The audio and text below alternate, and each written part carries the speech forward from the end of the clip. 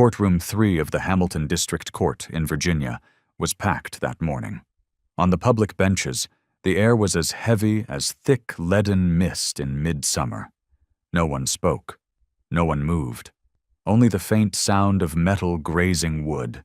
Small, yet at that moment it rang like a hammer sealing a coffin shut. Judge Malcolm Hargrove, his neatly combed silver hair gleaming under the lights, cast his eyes across the room before reading the verdict. He didn't speak right away, as if waiting for himself to believe what he was about to say. But then his voice rang out, clear, decisive, leaving no room for mercy. In the case of the State of Virginia versus former Captain Laura Rodriguez, based on the evidence presented in court, the jury has reached its conclusion. The court finds the defendant guilty of first-degree murder with intent. Due to the exceptionally brutal nature of the crime, the court sentences the defendant to death by lethal injection. As his words ended, a ripple moved through the room like an aftershock. A few gasps, a stifled sob, and the soft scrape of wooden chairs as someone instinctively leaned forward. But in the center, where the defendant sat, Laura did not move. She sat upright, eyes devoid of anger, devoid of pleading, only emptiness, as if all emotion had already been taken from her. Her face was gaunt, sun-darkened, like someone who had lived in tents for years. Her long black hair was tied neatly at the nape of her neck. The dark, faded blue prison uniform did not hide her missing left arm. She didn't cry. She didn't tremble. Only her hands, thin fingers calloused from military training, quivered slightly, just enough for the observant to know she was still human. Beside her, young attorney Sam Winters sprang to his feet, ready to object. But before he could utter a word, Laura gently placed a hand on his arm and shook her head. "No one will believe me," she whispered, eyes locked on the back row of the courtroom. There sat an old man in a worn military coat, William Rodriguez. He had once been a Marine sergeant, a survivor of 3 brutal campaigns, now walking with a steel knee. He didn't cry, but his eyes were red, and his clenched fists had turned white. Right beside him, silent as a shadow, sat Miles, a German shepherd trained to be Laura's companion. Miles' eyes shone golden in the hushed room. He did not whimper, did not howl, only raised his head to look straight at Laura. That gaze, anyone who had ever served, who had ever faced war, would understand. It wasn't the gaze of an animal. It was the gaze of a soldier watching his comrade be wrongly condemned. Miles had stood by Laura's side in Afghanistan. He had taken bullets, sunk his teeth into enemy hands, and lain under her bed through countless nights of PTSD. He didn't need the court to declare anything. He had known from the start that Laura was innocent. Laura turned to look at her father one last time. She spoke softly, but her voice was steady. "Take care of Miles for me. Don't let them put him down with me." Miles lifted his head, leaning forward. William had to tighten the leash to hold him back. A low, gravelly sound escaped Miles, drawn out and aching, then turned into a soft, mournful howl, like a person choking back tears. Heads turned. Some froze. Some reached instinctively for their chest, where their hearts had just been pierced by a cry that cut to the bone. "I know," William whispered to both Laura and Miles. "I don't believe you did it either." Laura was handcuffed and escorted from the courtroom in silence. No one stopped her. No one comforted her. Only Miles' eyes followed every step she took, as if, should she turn around, he would break his leash, tear through chains, and run to her. The door closed. Laura was gone. Miles howled, a full, unbroken cry, long, weighty. It echoed like a wail from deep within the mountains, piercing walls, lodging in the chest of every person there, even those who had voted guilty. A veteran in the third row wiped away a tear. A female officer bowed her head. The old judge quietly set his gavel down on the bench. They didn't look at each other, but all had heard what no one dared say aloud. Maybe we convicted the wrong person, and it was Miles, with that howl of pure sorrow, who awakened what justice sometimes forgets: the heart. The courtroom door closed behind Laura like the final stroke of fate. Cold, irreversible, without a path back. Miles remained there, still as a statue. Only when the shuffling of feet and whispers rustled through the room like wind through dry leaves did he tilt his head slightly, still watching that door. A long time passed after Laura had vanished before Miles finally lowered his head into William's open palm. A small gesture, light as a breeze, but carrying grief beyond human speech. Outside the courthouse, the sky was gray, mirroring the mood inside, heavy and hollow. William gripped the leash tightly, though he didn't have to. Miles had no intention of running. He walked beside him, slow and silent, as if understanding that every step now carried the weight of judgment. William's old pickup sat parked at the curb. Sam Winters, the young lawyer, followed behind, shoulders slumped, eyes distant. He wasn't someone easily swayed by emotion, but something about that morning had caught in his throat. Not the evidence, not Laura's voice. It was Miles's eyes. "Mr. Rodriguez," Sam began, but William cut him off with a quiet nod. He opened the truck door, signaling for Miles to climb into the back seat. The dog obeyed without a word, jumped up, curled into a corner, resting his head on the empty sleeve of Laura's vest, now nothing but fabric and faint scent. William said nothing the entire drive home. Sam sat in the passenger seat, clutching the case file, staring out the window like he was searching for a piece of justice that had fallen between the cracks. When they reached the modest home on the outskirts of town, a small wooden house tangled in wild vines, William opened the door to let Miles in first. The dog headed straight to the armchair by the fireplace where Laura once sat, reading, gently stroking his head. Miles didn't bark. He just sat down, head lowered, eyes waiting for something that would never come. William placed a water jug on the table, poured Sam a cup of hot coffee, and sat across from him. He stared at Miles for a long moment before speaking. "You don't think she did it, do you?" Sam looked up, eyes sunken from sleepless nights. "No, I don't. And I don't think you do either." William nodded. He reached into his coat pocket and pulled out a small object, Laura's service badge. He placed it on the table between them. "She lost her arm saving people in her unit. She gave everything she had to this country. She's not a murderer." Sam opened the case file. The first page showed the crime scene. Blood on wood floors, a military dagger, and a blood-stained coat. Then witness statements, fingerprint analyses, and surveillance photos. Everything pointed to Laura. Every detail was another nail in the coffin no one wanted to pry open. "But there's this," Sam said, flipping to a note on the timeline. "They say she left her house at 7:12 a.m. A traffic camera near Colonel Westfield's place shows Laura's car at 7:26. William frowned. "She usually sleeps in, unless it's recovery run day." "Exactly, but that morning no one could confirm her running route." Sam hesitated. "They didn't find her GPS tracker?" "Maybe." Before he could finish, Miles stood. He approached the table, nose nudging the drawer beneath, where William had stored Laura's belongings after her arrest. Miles sniffed, then tapped gently with his paw. "What is it?" William leaned down and opened the drawer. Among torn notes and an old journal was a black gym bag with a ripped zipper. Laura's running bag. Miles licked his lips and sat patiently, eyes locked on the bag. William pulled it out and opened it. Inside were workout clothes, socks, and a pair of worn running shoes. At the bottom, tucked beneath it all, was a small plastic device.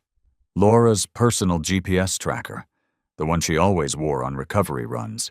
Sam nearly grabbed it. He hooked it up to his laptop. The screen lit up with tracked movements and precise timestamps. 7 o'clock. Laura started running. 7:30. She was still in Franklin Forest, over 9 miles from Westfield's house. 7:40. She returned home. Sam inhaled sharply, eyes wide. If this is real, it completely contradicts the prosecution's case. William gently stroked Miles's back. The dog tilted his head, panting softly, eyes meeting his as if to say, "I've known all along. Now it's your turn to follow me." And from that moment, the stillness was broken. The storm had passed. But what remained was a dog that wouldn't forget. A dog about to lead them into a new kind of war. One without bullets, but every bit as life or death. William was still gently stroking Miles' back when Sam's laptop chimed. GPS sync complete. The screen filled with data. Maps, heart rate, pace, skin temperature, all consistent and precise. Laura had not been at the crime scene that morning. She had been somewhere else entirely, running through forest trails and dusty red roads, as she had so many mornings before during her recovery sessions. Miles lowered his head onto William's foot, as if he had waited for weeks just to be heard. Finally, William looked from the screen to Miles, and in that fleeting moment, a memory returned. There was a time when Miles looked at Laura the same way he was looking now. Back then, at the Kamdesh outpost in eastern Afghanistan, the mountain mist hadn't yet lifted, and the air still reeked of gunpowder from the ambush the night before. Laura was a lieutenant then, young, fearless, eyes that always met the truth, no matter how brutal it was. She stepped over rubble where a checkpoint had once stood, M4 still in hand, scanning the underbrush. The unit had just repelled a group of insurgents, and while sweeping the aftermath, Laura heard a strange sound from the northern thicket. Not human, not machinery, labored breathing, like that of someone or something wounded. She motioned for her squad to hold position, creeping forward alone. Brushing aside the foliage, she saw it. A German shepherd caught in a snare of wire, hind leg bleeding, muzzle full of dirt. Its amber eyes met hers, not with rage or resistance, but a deep, quiet terror. Laura exhaled sharply. Damn it! Who the hell sets a dog trap in the middle of a war zone? She knelt, loosening the wires, her voice a soothing whisper. Easy now. You're okay. The dog whimpered softly. It didn't bite. It didn't struggle. It simply let its head fall into her arm as if it knew, for the first time in days, someone wasn't going to hurt it. A soldier behind her said, Leave it, Lieutenant. It's not safe. She looked at them and said firmly, If I were caught in a trap, I'd hope someone would pull me out. The dog was brought back to the field infirmary. Laura requested to keep it. At first it didn't eat, didn't bark, didn't play, just sat and stared out the door like it was waiting for a dead owner to return. Laura didn't push. She simply sat beside it every day, sharing her water, some dry biscuits, and part of an old shirt to make a bed. 3 weeks later, she woke up screaming in the middle of the night. Another war nightmare, another seizure. It was that same dog, now named Miles, who barked, climbed on her chest, and licked her face until she woke up, drenched in sweat and tears. After that night, they never left each other's side. Miles wasn't formally trained like the other military dogs, but he had something rarer, a bond with Laura. He sensed her phantom pain. He knew when panic was rising. He growled at anyone who came near her without permission. He became her literal shadow. But the darkness didn't just come from outside. It crept through the base itself. Laura had noticed irregularities in unit expense reports, medication, medical supplies, and veteran benefits, all lower than allocated. When she questioned it, she was ignored. When she asked again, she was summoned to Colonel Westfield's office, the regional commander. Westfield, eyes like marble, smile always missing half a beat. He told her she was too sensitive, that war needed soldiers who followed orders, not watchdogs combing through budgets. Weeks later, she was suspended. The official reason: mentally unfit for combat coordination. She sat alone in the courtyard, under broken sunlight, stump aching, Miles lying beside her with his head in her lap. An old squad mate, Foster, handed her a bottle of water and whispered, "You know something, but don't say it. We all know what they're capable of." Laura just smiled and scratched Miles's ears. "I don't need anyone to believe me, as long as this kid does."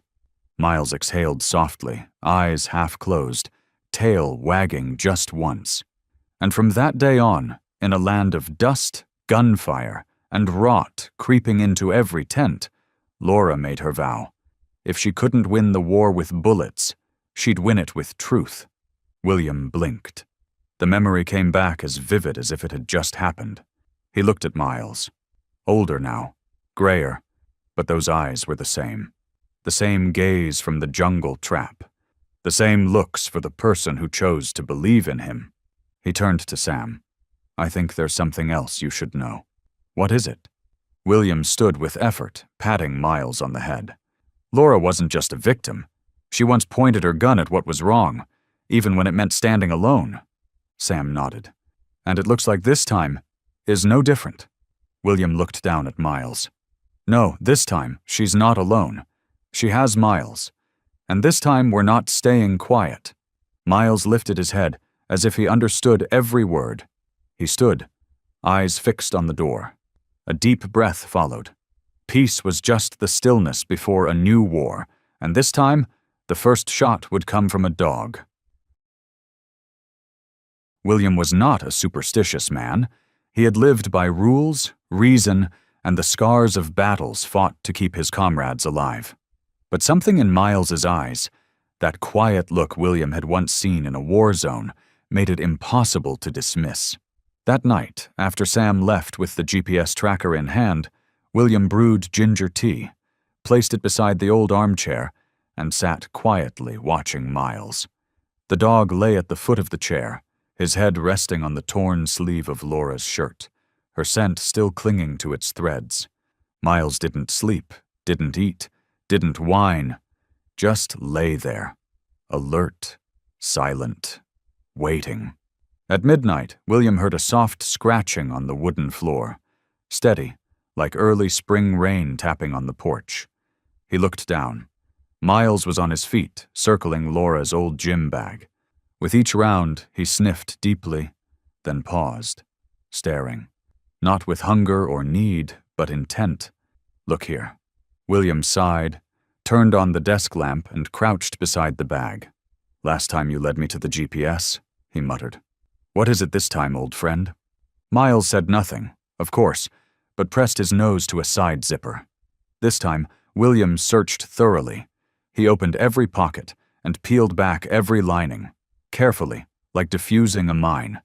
His fingers brushed against a slip of paper tucked deep inside a double-stitched seam. A receipt, simple, showing Laura had bought an energy drink at a convenience store. Time, 7:22 a.m., nearly 10 miles from the crime scene. William sat upright. Miles sat too, snorting gently as if to say, I knew you'd get it. In the days that followed, Miles' behavior grew stranger. He barely ate and only sipped water in the morning. In the afternoons, when William opened the door to the yard, Miles didn't wander like usual. Instead, he stood by the fence, eyes fixed on the trail leading out of the neighborhood, toward the old bus stop, and a rusted sign that read, Military Base Technical Entrance. At first, William thought it was just routine. But when Miles repeated the act for 3 days straight, same spot, same time, he began to understand. The dog wasn't waiting. He was pointing. On the 4th evening, Sam returned, eyes gleaming with hope. GPS confirms her route, but it's not enough. The prosecution has camera footage, fingerprints, and blood. They'll say she went back afterward. We need something bigger. A living witness. William nodded, then turned to Miles, sitting by the door. What if he's holding that for us? You mean the dog? William didn't answer. He just stood, took the leash, and gestured to Miles. Lead the way, kid. I think it's time. Miles looked up. No hesitation. No need for a second cue. He stood, shook out his dense gray coat, and walked slowly out onto the porch, pausing only to wait for William to lock the door, then turned left, toward the place he had been staring at for days. A narrow trail wound through wild trees, leading to the old technical compound, the place Laura had mentioned a few times in her journals. A breeze passed through, carrying the scent of dirt and dry grass, and something older, like a memory that had never been spoken. Miles didn't bark, didn't pull. He just walked, every step deliberate, as if he wasn't merely moving, but following a long-forgotten answer. And William, cane in hand, followed silently behind. He didn't ask. Deep down he knew.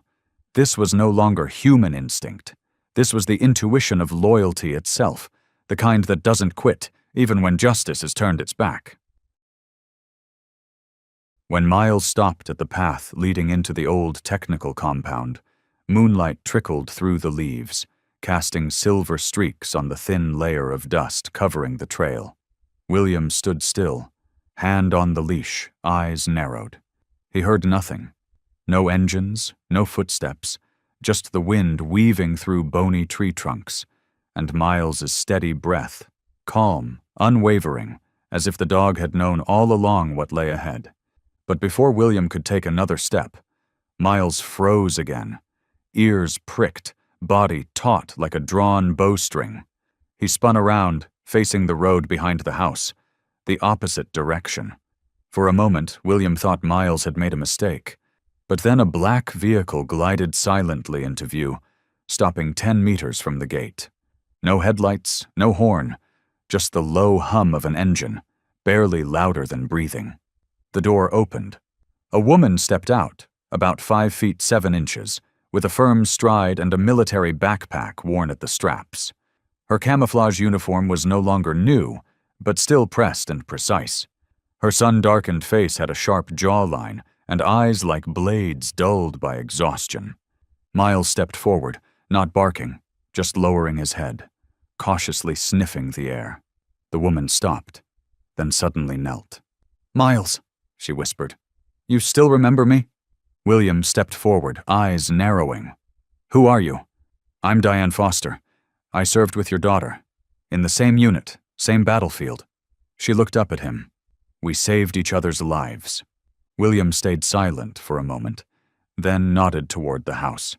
"Come in." Inside the living room, steeped in the scent of herbal tea and worn fabric, Foster sat across from William, hands clasped tightly, legs together like a soldier waiting for orders. Miles lay at her feet, his head resting on the toe of her boot, a silent sign of trust. This one was safe. "I should have come sooner," Foster began, her voice hoarse but steady. "But there are things that aren't easy to face." William set his teacup down. "You know Laura's innocent?" Foster nodded. "You knew before the trial?" "Yes." William suppressed a sigh, but his gaze sharpened. "And you stayed silent." Foster didn't flinch. "I was scared, not for myself, but for the people I was trying to protect. You don't know it all, Sergeant. What Laura stumbled on, it wasn't just between her and Colonel Westfield." William frowned. "You're talking about corruption," Foster said plainly. "Widespread, systemic. It involved veteran assistance funds and base construction contracts. Laura found discrepancies in the expense reports. She asked me, and I saw them too. I hesitated. She didn't." Foster opened her backpack and pulled out a small object wrapped in canvas, a black, unmarked USB drive. "She gave me this 2 days before her arrest, told me to keep it safe, said if anything happened to her, I should give it to someone who'd know what to do with it." Her voice faltered. "I didn't. When she got arrested, I panicked, and then—" "You were threatened?" William asked. Foster nodded, for the first time revealing a flicker of fear. "Not just some casual warning. A senior officer, Major Philip Garrison, Westfield's replacement. He came to me right after the internal hearing, looked me straight in the eye, and said, 'You'd better stay quiet, or we'll revisit your 2016 psychological records.'" "You were treated for PTSD?" William asked. "No judgment, just confirmation." "Just minor trauma after an explosion," Foster replied. "But they can turn any scar into ammunition." William nodded slowly. He understood. Sometimes, the most terrifying thing wasn't the sound of gunfire, but the kind of silence that forced people to swallow the truth. Miles lifted his head, looking at Foster. Then he turned to William, padded over to the table, and sat beside the USB. His ears drooped slightly, eyes locked in. This is what she entrusted. This is the key. William placed his hand over the USB, gripping it tightly. "Do you know what's on it?" "Never opened it, but I think it's time." William nodded. "I'll call Sam." Less than 30 minutes later, Sam returned. The fog had settled outside. They gathered around the old laptop on the coffee table. Miles lay beneath it, breathing steadily, eyes wide open. Foster recounted everything: how Laura was isolated at the base, how she handwrote every expense sheet she reviewed, how her attempts to report it to the Army Inspector General had been blocked by internal protocol. And when the USB opened, no one spoke. Only the sound of Sam's keys tapping filled the room as file after file emerged. Forged invoices, internal emails, rerouted funds, Westfield's name, and most damning of all, a transfer code marked PG Auth, Philip Garrison's authorization tag. Foster shuddered. "If this gets out," she whispered, "it won't just clear Laura's name. It'll bring the whole system down." William stared at the screen, but his hand rested gently on Miles's head, slowly stroking his spine. "It already started," he said. "The moment this dog looked me in the eyes after the verdict and told me, 'My daughter is innocent.'" Miles didn't move, but in his eyes was something both certain and defiant. Not loyalty alone, but the kind of truth that waits for someone strong enough to knock on the first door. And this time, it was he who knocked. The data on the USB was like a door cracked open, enough to glimpse the maze of lies behind it, but not enough to find the exit. When Sam plugged in the GPS tracker Miles had once led them to, a new stream of data appeared. Heart rate, running distance, real-time coordinates, all confirming. At the exact time, prosecutors claimed Laura was at Colonel Westfield's house. She was jogging nearly 10 miles away in Franklin Forest. Sam could barely breathe as he scrolled. "This could shift the entire case timeline," he whispered. "We've got proof Laura wasn't near the scene, but why didn't anyone find this sooner?" William shook his head. Because they weren't looking. Beneath the table, Miles suddenly sprang to his feet. Not slowly this time. He rushed to the window, planted his paws on the sill, staring out into the darkness. William rose to follow, but Miles let out a soft whimper, then trotted toward the front door, pausing, turning his head back at them. That look wasn't a suggestion anymore. It was a command. Gentle but clear. "Follow me." "Now, again?" Sam asked, grabbing the USB and shutting the laptop. William gave a small nod. "I don't think he guesses." They didn't take coats. They didn't need them. Something in the night pulled them forward, faster than reason, despite not knowing what lay ahead. Miles led the way, stride steady, nose low to the ground, like a silent detective tracking the scent of something buried for too long. Their destination: an old warehouse district at the edge of the city's former military base. Once a logistics hub, shut down 3 years ago. No residents here. No guards. The gate stood ajar. Chains looped loosely as if someone had meant to lock it but lost the will. Miles needed no command. He slipped through the opening, vanishing behind the trees. William pushed the gate.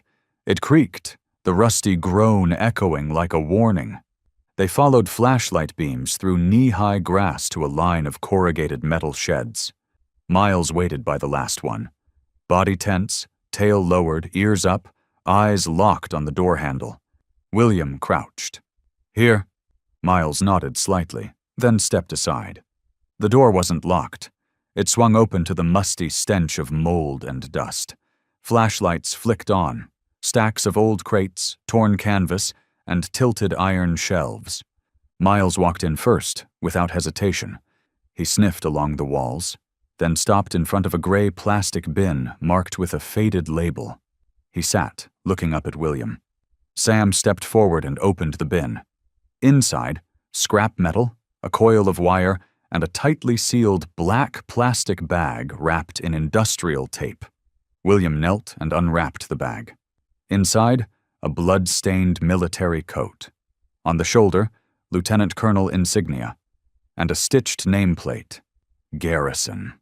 Sam looked up. "No way." "It's him," William said, voice slow and sharp. "And this is physical evidence. But if we take this now, it could be ruled inadmissible. They'll call it tampering." William clenched the coat, then let go. "We can't afford a single mistake, not with men like him." Miles still sat there, eyes fixed on the pocket. Sam photographed everything: the bin, the room, even footprints on the floor. They touched nothing else. William pulled out his phone, scrolled through contacts, and dialed a number he hadn't used in 12 years. "Ortiz," a curt female voice answered. "Camila, this is William Rodriguez." A pause. Then, "I hope you're not calling about retirement." William gave a dry chuckle. "No, I'm calling because my daughter, Laura, is counting the days until she's executed for a crime she didn't commit. And I have a dog who can't speak, but who just led us to something the entire justice system failed to find." Another pause. "Where are you?" Ortiz asked. "Does anyone else know?" "Only the people who believe my daughter's innocent. And her dog." Miles lay at William's feet as he hung up. He didn't look up, just gently licked William's fingers as if to say, "I've brought you here. The rest is yours to carry." But William knew, if needed, that dog would take them further. Because some traces cannot be erased, and some hearts know the truth, even when the whole world turns away. The call to Camila Ortiz ended in silence. No promises, no thank yous. But William knew she would come. In a world where justice had cracked, people like Ortiz still existed, unyielding, principled, and not for sale, especially if it was William who called. Miles seemed to understand that, too. As William hung up, the dog gently moved closer and rested his head on William's leg. A wordless agreement. His amber eyes glowed under the flashlight as if one chapter had just closed, and the next was ready to begin. "We can't touch anything else," Sam reminded, standing in the middle of the warehouse. He carefully placed his phone on a high shelf, switched it to panoramic recording mode, and panned it across the scene. "This evidence could save Laura, but only if it's collected the right way. Otherwise, the prosecution will rip it apart during the pre-trial hearing." William nodded. "Then we let Ortiz handle the rest, but—" He didn't finish. Miles moved again. Silently, without a bark, he stepped behind a row of large iron crates along the left wall, where the light from their flashlights couldn't reach. William and Sam followed quickly, squeezing through a damp, narrow corridor, the wooden floor creaking underfoot. There, between two rusted tool chests, Miles stopped in front of a pile of decaying industrial waste. A large plastic bin covered in dust and dead leaves. Miles lifted a paw and lightly scratched the side of it, not frantic, but firm. William understood instantly. "There's something here, too?" Sam asked, crouching and shining his light. Beneath scraps of cloth and old wires, another black plastic bag appeared. This one more tightly sealed, like someone had tried harder to hide it. William carefully cleared the debris. A pungent, moldy stench rose, making both men recoil. Sam pulled medical gloves from his coat pocket, slid them on, and slowly opened the bag. Inside was a military field jacket, standard issue for combat officers, stained with blood on the left chest and sleeve. On the chest, a name patch, still intact. Garrison. There was no doubt now. Sam nearly dropped his flashlight. Dear God. That's it. That's what he wore the night of the murder. Miles sat beside them, eyes locked on the jacket. He didn't need confirmation. To him, that scent, the blood, the smoke, the forgotten night, had never left his memory. He had smelled it when Laura was taken from the courtroom. And now, finally, he had found it. Don't touch it again, William commanded. Take photos, then we leave. Ortiz will handle the rest by the book. Sam nodded, hands shaking as he snapped shots from every angle. In the dim light, the frame captured it all. The bloodied jacket, the name Garrison, and the eyes of a dog guarding truth like a soldier keeping watch over his fallen comrade. William stood silently, eyes on Miles. He found it when no one believed there was anything left to find. No search warrant, no forensic training, just instinct and love. Sam placed his phone on the table, glancing at William. This dog is the only one who never needed proof to believe Laura was innocent. William exhaled softly, still looking at Miles. Sometimes what justice needs most isn't law. It's a heart that won't tolerate lies. Outside, The night wind rose, carrying the chill of early winter. Leaves rustled in the trees, whispering like voices in the dark. At that moment, inside a forgotten warehouse, 3 people and 1 dog stood beside the clearest proof of a crime that had been buried. What emerged was more than just murder. It was a system designed to erase anyone who dared speak the truth.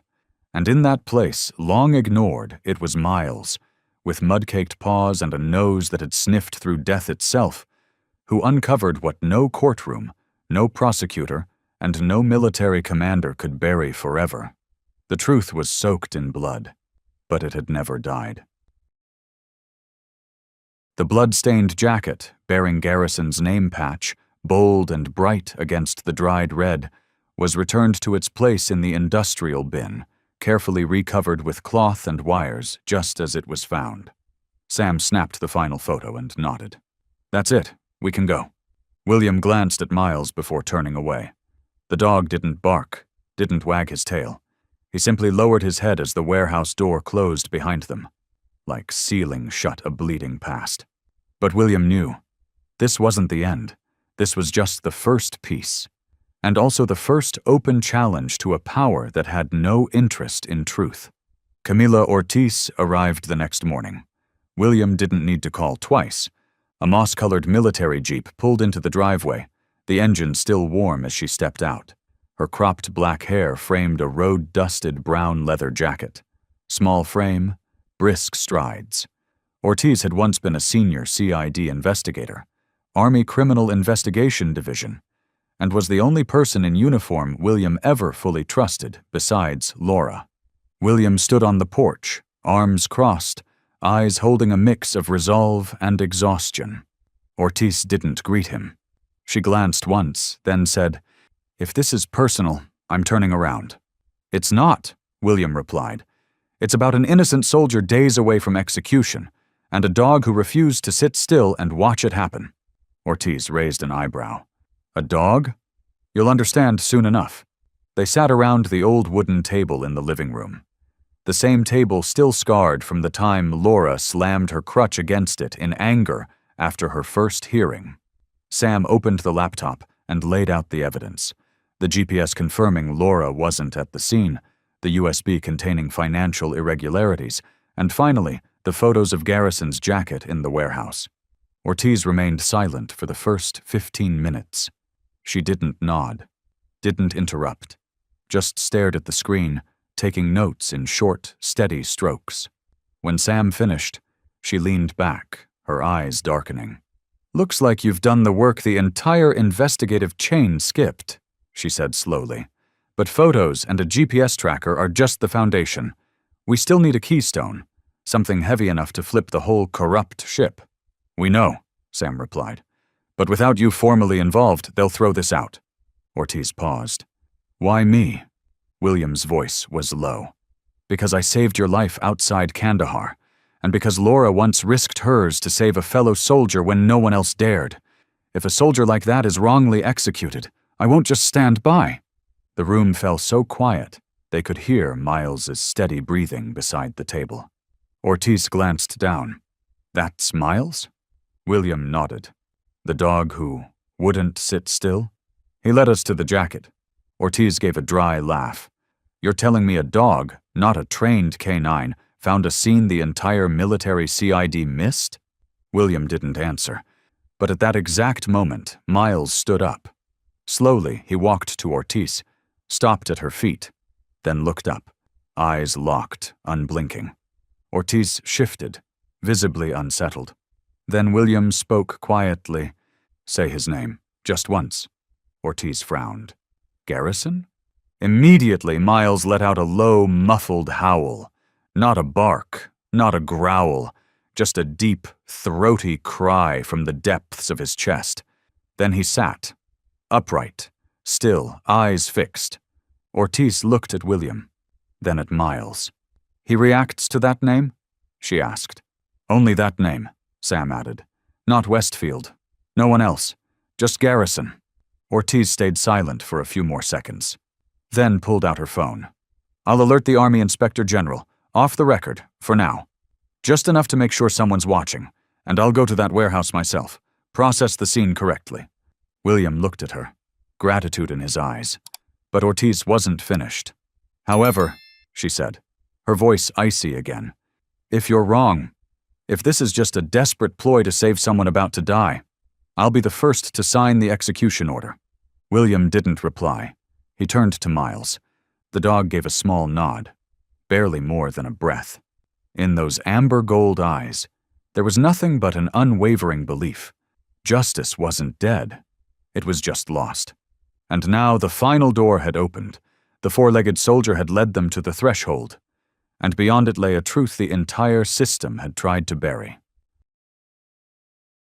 Ortiz rose from her seat, eyes still locked on Miles, as if she were rereading a report she had once dismissed.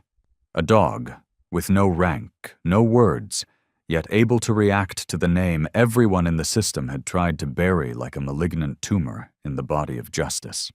She slipped her notebook into her coat and sighed. "I'll head to the technical warehouse tonight. Alone. I don't want to leave a trace too soon. William, Sam, stay here. If anything else turns up, be ready." William nodded. Sam was about to ask something when Miles suddenly shot to his feet. No bark, no growl, just a soft click, the faint sound of metal brushing against a window frame at the back of the house, like someone testing a lock. Ortiz instinctively pulled her sidearm from beneath her coat, stepping back toward the hallway. William flicked on the lights. Sam rushed to bolt the front door.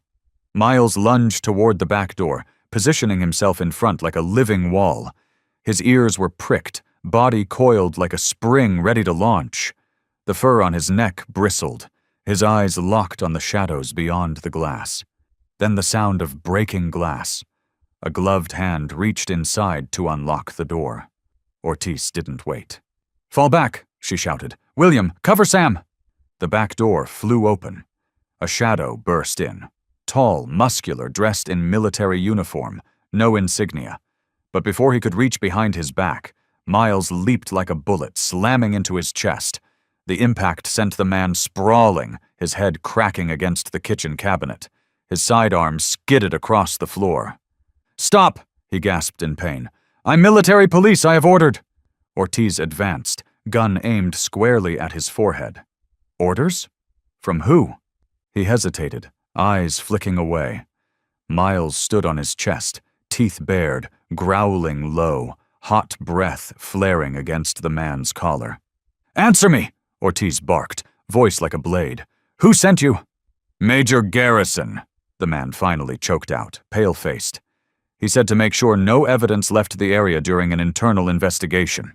Ortiz glanced at William. "Internal investigation? He's using that to break in and destroy evidence?" The man clamped his mouth shut. Miles pressed closer, forcing his head back against the floor. Ortiz stepped away and called CID headquarters. Priority code X7. Unauthorized military entry into private residence. Suspected tampering with evidence and witness intimidation. Emergency support is needed. Immediate. 15 minutes later, a stream of real military police vehicles flooded the quiet neighborhood, red and blue lights flickering through the yard. Neighbors peeked out, stunned, but said nothing. All they saw was an old man with a cane standing beside a German shepherd, and between them, a handcuffed soldier bowing his head, as if he'd just lost something worse than honor. The reason for silence. Ortiz handed over the photo logs and scene report to the arriving CID team. They secured the intruder and began checking the property. Sam whispered to William as the convoy pulled away. "Garrison's panicking. He's trying to wipe everything before it reaches the Inspector General." William didn't answer. He was watching Miles, who hadn't taken his eyes off the door the intruder had used. "He knew," William murmured, "before we saw anything. He's not just finding evidence. He's guarding the truth." Ortiz approached, her hair slightly disheveled from the scuffle, but her eyes now clear of doubt. "I've dealt with this part," she said. "But from now on, we move by the minute. Garrison knows we're close, and he won't stay still." Then, for the first time, she knelt beside Miles. "You just saved all of us from getting erased. I owe you my thanks. And my life. Miles simply tilted his head slightly, tail flicking once. Not in joy, but in polite acknowledgement. In the quiet after the chaos, the house had become a fortress, where truth, fragile as it was still protected by a dog who gave it everything he had. The first rays of light filtered through the trees, casting gold over dew-damp brick. That's when Ortiz received the call. Her voice trembled, not from the morning chill, but from what she'd just heard. The execution order for Laura Rodriguez had been signed. The death sentence would be carried out in 10 days. No delay, no clemency, no room left for wishful hope. Ortiz stood frozen in the doorway, the phone still in hand, her eyes drifting far, as if touching some border between justice and fate. William didn't need to ask. Sam didn't dare speak. Only Miles, standing near the coffee-scented table, looked up at her, as if he had heard and understood every word. 10 days, she whispered. Not a plan, not a strategy, just a second reading of a sentence. We have 10 days to save Laura. If we don't... She didn't finish. But everyone in that house felt the noose tighten around an innocent neck. Sam dropped his pen, eyes hollow like he'd heard his own execution time. William braced against the chair arm, vision blurring, but spine straight, like a soldier who would not allow himself to fall. And then, quietly, instinctively, it was Miles who moved, not wandering, not routine, but deliberate, driven by memory and belief. He stepped toward the stairs. William followed quickly, his eyes fixed on that familiar gate, the same gate he'd seen once in a red dust forest in Afghanistan, when Miles had charged into a minefield to save a fallen comrade without waiting for orders or a leash. Sam followed too, into Laura's old bedroom, a space few had entered since the day she was condemned. Miles stopped beside her worn gym bag, fabric aged by time and memory. He lowered his head and scratched at its base. Not urgently, but with steady resolve. William knelt, hands trembling, peeling back the lining. A small seam had been carelessly resewn, unlike Laura's usual meticulousness. He carefully slit the stitching. Inside, nestled like a cold stone in shadow, was a tiny micro SD card, wrapped in plastic and sealed with electrical tape. Sam nearly grabbed it, rushing downstairs to insert it into the laptop. Eyes blazing like someone who'd just glimpsed the only exit from a burning room. But the hope hit a cold wall. Encrypted. Access denied.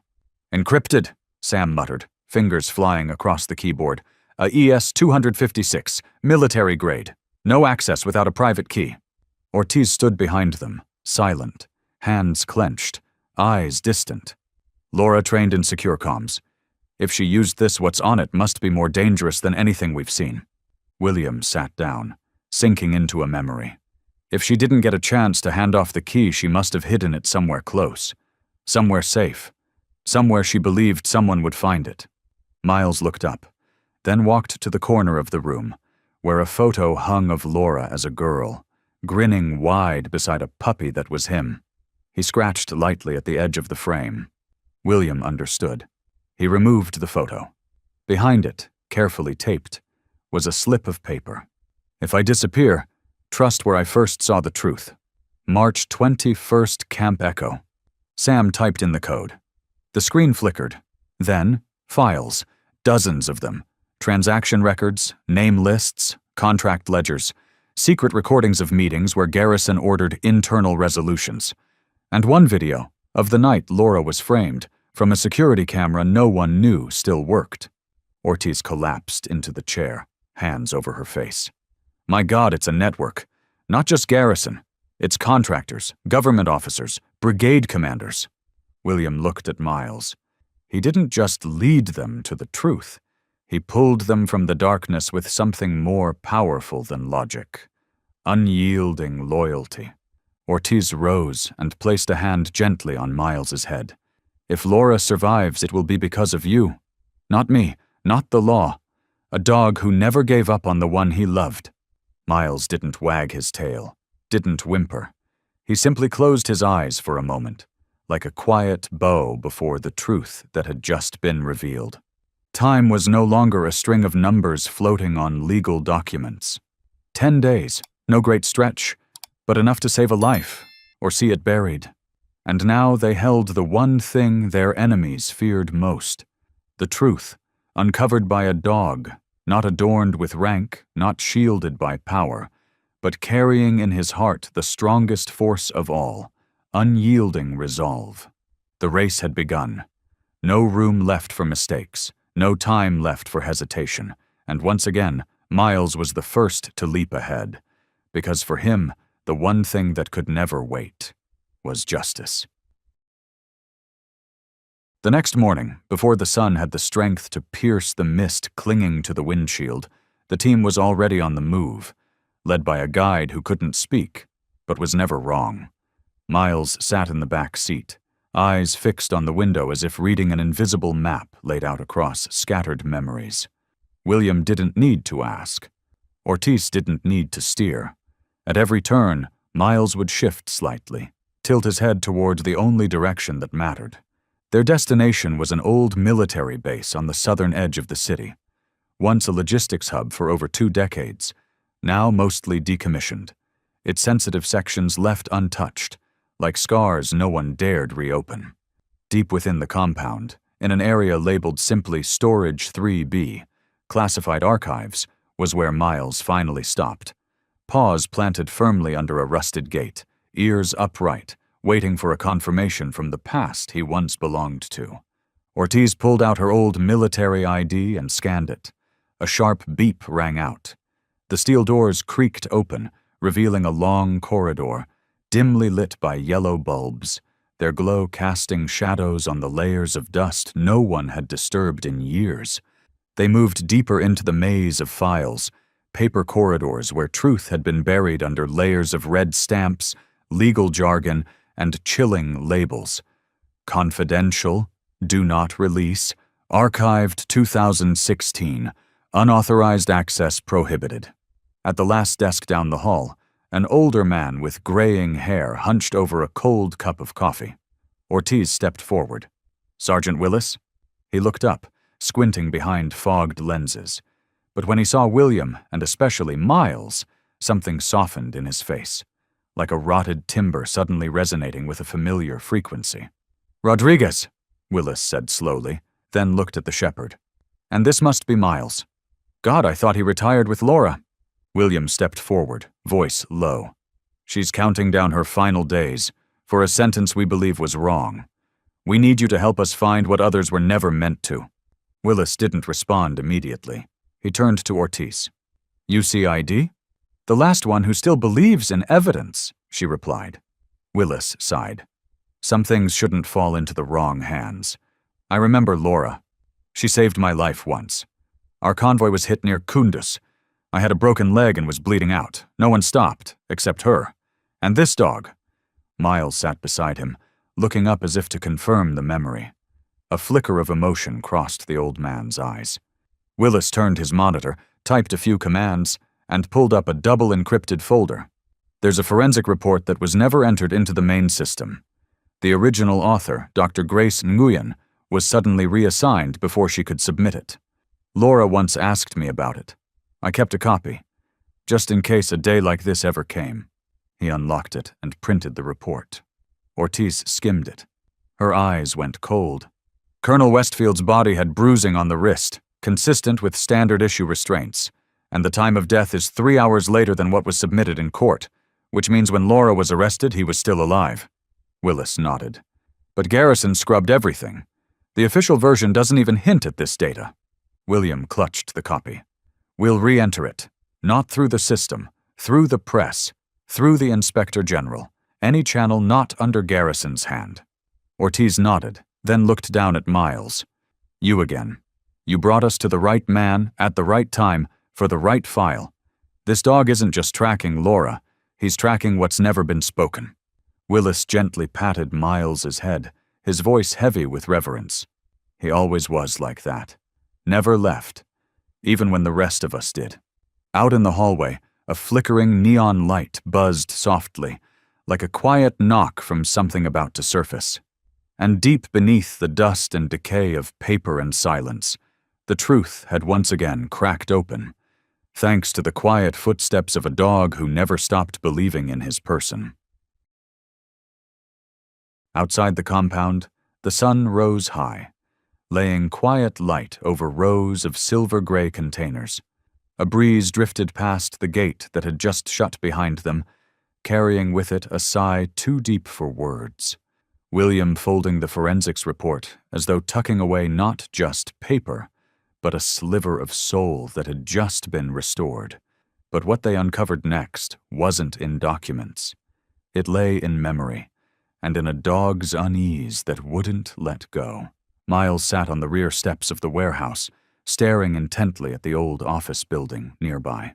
Everyone else had moved on, but not Miles. He kept his eyes on a window pane with a cracked corner, like something still waited behind it, unsaid. William approached to call him away, but Miles stood and gave a soft bark. Not panicked, but firm. A reminder. There's something we haven't looked at yet. Sam caught the signal. He doubled back, digging through the digital archives Willis had temporarily unlocked, searching through the original scans from the case. This time not just limited to the forensic report, but including the crime scene log, biological sample analysis, and the evidence list. And it was there that he spotted something off. The initial scan of the murder weapon showed 2 different blood samples, each marked with a code, yet in the version submitted to the court, only one remained. The second sample had been scrubbed from the system, replaced with a vague note, ineligible for testing. Ortiz couldn't hide her fury. The second DNA trace, it likely wasn't Laura's. It was from the person who held the knife at the time of the murder. She turned to Sam, her eyes flashing. Is there any way to trace that sample in the physical archives? Only if someone kept the identifying marker or... He glanced at Miles, pausing. If this dog remembers where those items were once stored. William furrowed his brow. Miles, do you remember? Back when it all happened, where did you pick up a scent? Was it the evidence room or Garrison's office? Miles didn't respond in the way humans might expect. He simply turned and walked straight toward the old Jeep parked at the edge of the lot. No command, no hesitation, as if every map had already been etched into his mind. And when the car door opened, no one was surprised when he led them to the military evidence vault, buried deep inside the administration building, abandoned since last year, still under the control of one man, General Garrison. Ortiz used her CID clearance to unlock the door with an outdated passcode. The room opened to the smell of rotting wood and old ink, but among the pile of forgotten items, Miles sprinted to a rusted steel cabinet against the wall, barking loudly, then scratching at the sealed door with relentless urgency. Ortiz opened the lock. Inside was a small wooden box engraved with Colonel Westfield's ID number. She lifted the lid. No files, no reports, just a collection of personal effects. A wristwatch, a chain necklace, a fountain pen engraved with a name, and most crucially, a blood-stained handkerchief, tightly wrapped in plastic, never listed in the official evidence inventory. Oh God, Sam whispered. That's the second sample. It's still here. Garrison kept it all this time, never submitted it to the forensic archive. Ortiz stared at the cloth, her chest tightening. Because if it had been tested, it would have revealed the blood wasn't Laura's. It was his, or someone he's protecting. The air in the room hung heavy as lead, and in that silence, William bent down to stroke Miles's head, his voice soft like a prayer. You always knew. You always knew what was real, even when they tried to bury it. Miles looked back at him, his eyes glistening, not with joy, but with the quiet glow of a truth newly unearthed. He didn't growl. He didn't leap like other dogs. He just sat there, in a room thick with dust and old pain, like a living monument, a witness to a truth they thought had been buried forever beneath layers of forged reports. And now, the pieces of truth had stepped out from the dark, but the light could only save Laura if they got it out before the 10th sunrise. The race wasn't over. It had only just hit its sharpest curve. And still, it was Miles, the only one in a lifetime who never stopped tracking the real scent through a world of lies. A small room deep in the basement of a decommissioned administrative building had become a quiet shelter for those racing against time and truth. Outside, the rustling leaves seemed to echo the whispers of a wrongful conviction still waiting to be righted. Inside, the glow from a laptop screen was the only light, not to brighten the space, but to illuminate what had long been forced into darkness. Miles lay close beneath the desk, his head resting lightly against William's legs, his eyes fixed not on William, but on Sam's hands moving swiftly over the keyboard. It wasn't the curious gaze of an animal, but the steadfast watch of a soul who understood the weight of each keystroke, as if he knew that behind each line of code and each folder being decrypted lay the fate of the one he had sworn to protect, until his final breath. Sam, tension etched into his brow, typed the final string into the command line. March 21st. Camp Echo. It was a code found in an old notebook that Miles had helped them uncover, a phrase meaningless to outsiders, but spiritually crucial to Laura. It marked the day she and Miles had survived a brutal ambush on March 21st at Echo Base, a place she had always called the survival milestone for the rest of her life. As soon as the command was executed, the computer screen shifted to a dark gray interface, and a single audio file appeared, its name plain but heavy with significance. Final Truth. .wav. No one spoke. The room held its breath. Ortiz was the first to put on the headphones. She closed her eyes for a brief second, as if bracing herself for a voice she had never heard with her unguarded heart. Laura's voice came through, steady, clear, with no trace of hesitation. Colonel Westfield, I'm submitting this report, not because I want to defy you, but because I can't live under this shadow of lies. A man's voice responded, low, cold, tinged with smugness. You're digging your own grave, Rodriguez. No one will believe you. A legless female soldier challenging the system? Laura's voice returned, slower now, but no less sharp. I don't need belief. I need this conversation recorded. One day, if I'm no longer here, it'll be the evidence. Ortiz removed the headphones, her hands trembling. She passed them to William, then to Sam. Each one was silenced not only by the clarity of Laura's accusation, but by the way she spoke, not with fear, not begging, but as someone who knew truth must be preserved, even if they could not be. Miles didn't move.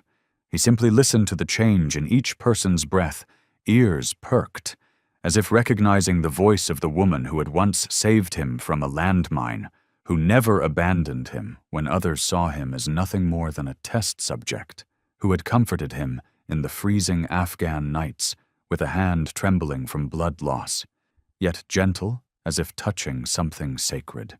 Sam dropped to his knees and opened the file's metadata. There's data. Timestamp. 3 days before the murder. Location? Battalion Command Office. GPS matches the moment Laura was supposedly elsewhere, proving she couldn't have been in 2 places 3 days apart.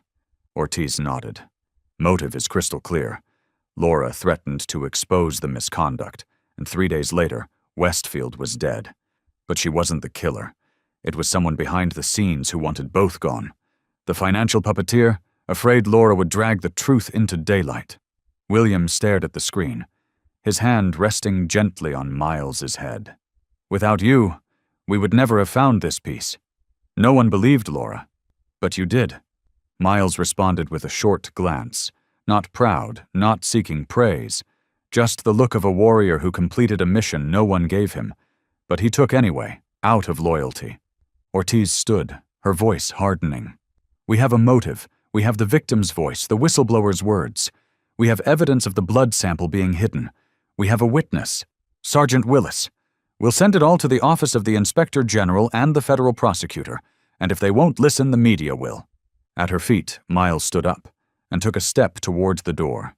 He seemed to sense the journey was nearing its end, but no one in the room relaxed. Every passing hour still pressed Laura closer to the blade. FinalTruth.wav was copied onto 3 hard drives. Sam sealed them in a steel box. William handwrote a line on the box's lid. "This is the voice of justice." Ortiz turned to Miles. "We need you to lead us one more path, my friend. The way to where the last piece of evidence is hidden. Laura's heart is still beating, but it's fading fast. If anyone can keep that flame alive until the very end, it's you, Miles." Miles looked at Ortiz. Then he walked slowly to the door, silent but resolute, as if to say, "I still remember. I've never stopped." Just as the last copy of the audio was carefully sealed, Ortiz was about to call the military inspector's office when her phone buzzed. A silent message appeared. No sender name, just 4 words. "He already knows." As if timed to that moment, the entire house flashed one last time, then plunged into total darkness. Power cut. Every device shut down, suffocated mid-function. No lights, no signal. Nothing but a chilling silence wrapping around the house like a funeral shroud. Miles reacted first. He jumped up as the final light vanished, let out a low growl, and then bolted to the window as if sensing something had just crossed an invisible line. William followed him with his eyes, his hand instinctively gripping Ortiz's shoulder. Cutting the power is just the first move. They're coming. Outside, the sound of engines dying, more than one.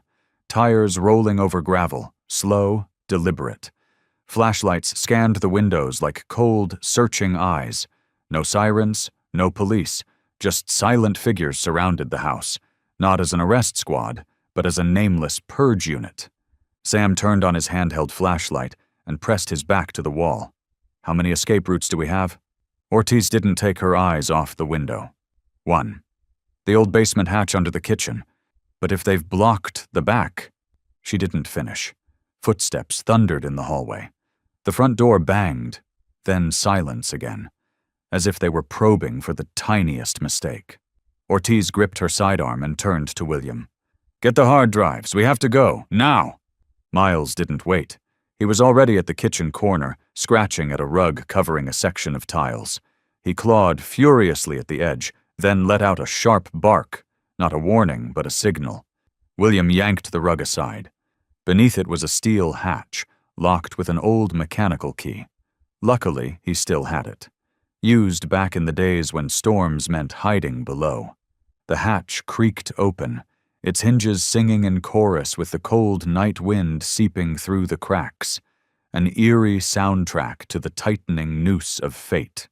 Ortiz descended first, followed by Sam with the hard drives in his backpack, William trailing with a loaded antique pistol. Miles hesitated for a second, then turned, his eyes locked on the front door, where silhouettes now loomed behind frosted glass. At that moment, he was no longer a dog. He was a soldier guarding the rear, ready to stand between danger and those he trusted, even if it meant staying behind. "No, Miles," William called softly. "Get down here. They need you." One last glance, and Miles turned back, jumping into the hatch with them, carrying with him the echo of a quiet, courageous choice. The steel hatch slammed shut just as the front door burst open. Footsteps, orders barked through comms. "Clean it up. Leave no one, and especially, find the dog." Below, flashlight beams flickered across damp, cold concrete walls. Sam was panting, eyes wide with dread. "They don't want exposure. They came to an end. For good." Ortiz clenched her fists. "We still have the evidence. We have Miles. And we have Laura, who still hasn't heard that she was right all along." William slumped on the stairwell, his palm resting on Miles's back, like a father laying his hand on a child carrying the weight for the whole family. Miles lay still, breathing steady, but eyes wide open, tracking every sound from above. No one spoke, but in that moment they all understood. They weren't just running for their lives. They were preserving the last remnants of truth, and the dog lying between them, given no orders, promised no reward, was the fiercest link in this mission to protect what's right in a world long used to lies. And above them, Garrison, the man who manipulated everything from the shadows, didn't yet realize that the one thing he couldn't control was the heart of a dog. A heart that didn't know fear, never betrayed, and never forgot a vow etched deep in memory. The promise to protect Laura at any cost. In the cramped confines of the bunker, where every breath felt crushed by darkness and the footsteps above grew closer by the second, William gripped the bag containing the hard drives. Inside were the audio recording, the samples, forensic reports, and every shred of evidence that could save Laura's life. But he knew that if they kept it with them even 1 minute longer, it might vanish forever beneath Garrison's boots, like so many buried truths before. He turned to Ortiz, voice low and hoarse but firm. "I need to get this out. Now. But I won't be the one carrying it." Sam looked up, eyes wide. "William, you can't go alone. They've blocked every exit." "Not me," William repeated, his gaze resting on the one creature standing silently among them, eyes gleaming in the dark, ears alert, posture still as if waiting for a sacred command only he could understand. "Miles." The name left his lips like a vow. William knelt, opened the bag, and pulled out a small tactical backpack with a chest strap, one Laura had once used on missions. He stuffed the hard drive, documents, and the last remaining copy of the memory card into the shock-proof pouch, zipped it tight, then strapped it carefully onto Miles's body, his movements precise, reverent, like entrusting a lifeline to the one surviving soul loyal to what's right. Miles didn't flinch. He stood still, eyes locked on William's. There was no fear in that gaze, no hesitation, only quiet understanding between two souls who had both lost something irreplaceable. A man who'd lost a daughter, and a dog who'd lost his partner. William secured the strap one last time and whispered, "Get to General Winters. He's the only one with enough authority to reopen this case." He paused, fingers trembling slightly, then touched his forehead to Miles. "And if you don't make it disappear, but don't let them get this. Not ever." Ortiz had gone upstairs. The first gunshot cracked through the house like a lightning strike, followed by more, sharp, fast, relentless.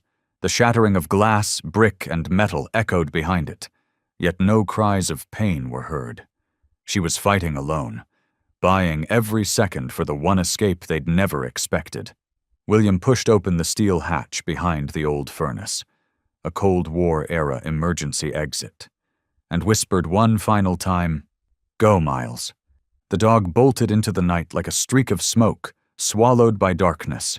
No sound, no trace, just a messenger of the night carrying the truth through enemy lines, leaping the back fence, darting across an empty field, then turning onto a worn dirt road leading north, to where General Winters' house sat on the edge of the old base, isolated but still within satellite reach to transmit a truth someone once tried to bury forever. Miles didn't stop. He dodged streetlights, slipped through alleys, scented the wind for danger. He'd done this hundreds of times in war zones. But this was different. This was a soul's race, run for the one who couldn't save herself. The cold wind lashed his face, and branches whipped his sides, but he didn't pause. In the backpack on his back, the drives bounced gently in rhythm with his stride, like Laura's heartbeat, fading, but still alive. He crossed an old wire fence and moved through restricted territory, now ruled by silence and decaying leaves. And for a moment, as moonlight filtered through the trees, one could see the shape of a lean but strong German shepherd, the pack rising and falling with his breath, his eyes burning with a light nothing could extinguish, the light of hope, of loyalty, of a message not yet heard, but worthy of echoing across the world. Miles didn't know who was chasing him, but he knew one thing: Laura had believed in him, and he would not betray that trust. That night it wasn't bullets or chains that broke through barriers, it was loyalty. And when that dog crossed the threshold of General Winters' compound, it wasn't just a paw hitting the ground, it was the footstep of justice drawing near. Slipping through the rusted southern gate of the old base, Miles never slowed.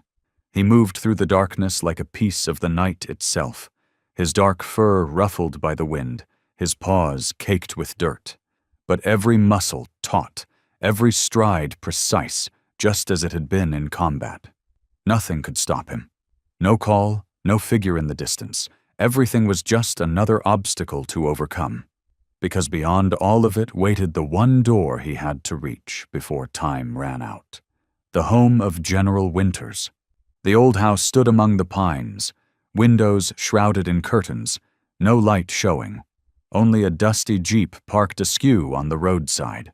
General Winters, long retired, who had refused every position after his final tour, lived here alone, surrounded by silence and the disillusionment the military had left behind. He had once protected Laura as a young recruit, had been the first to recognize her potential, and now the last to still believe in integrity within the ranks, even if only in memory.